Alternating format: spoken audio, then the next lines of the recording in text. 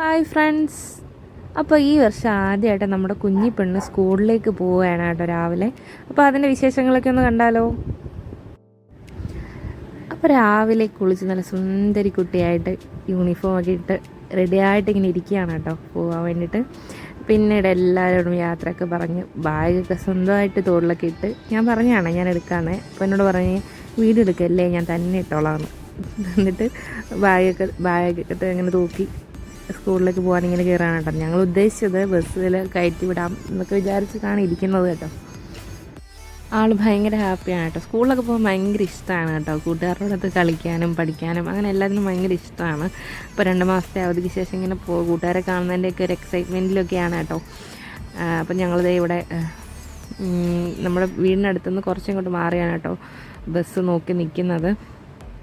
ഇന്ന് ഗ്രൂപ്പിൽ മെസ്സേജ് വന്നിട്ടുണ്ടായിരുന്നു ഒരു 5 മിനിറ്റ് നേരത്തെ വന്ന് നിൽക്കണം കേട്ടോ. പക്ഷേ ഞങ്ങൾ 5 മിനിറ്റ് ലേറ്റായിട്ടാണ് കേട്ടോ വന്ന് നിന്നത്. അതുകൊണ്ട് തന്നെ ബസ് പോയത് ഞങ്ങൾ അറിയാതെയാണ് കേട്ടോ കുറേ നേരം അവിടെ നിന്നത്. പിന്നെ ഞാൻ അങ്കിളിനെ വീണ്ടും നമ്മുടെ അങ്കിള് ബസ്സിലെ ഹെൽപ്പർ അങ്കിൾ മാറിയിട്ടുണ്ടായിരുന്നു കേട്ടോ. അപ്പോൾ എനിക്ക് അങ്കിളിൻ്റെ നമ്പറും അറിയില്ലായിരുന്നു. പിന്നെ നമ്പറിൽ എടുത്ത് ഒരു വിധത്തിലൊന്ന് വിളിച്ചപ്പോഴത്തേക്കും നമ്മുടെ ബസ് പോയിട്ടുണ്ടായിരുന്നു. അവർ കുറേ നേരം വെയിറ്റ് ചെയ്ത് അവിടെ നിന്നായിരുന്നു. 5 മിനിറ്റ് അല്ല, ഞങ്ങളൊരു 10 മിനിറ്റെങ്കിലും വൈകിട്ടുണ്ടായിരുന്നു കേട്ടോ.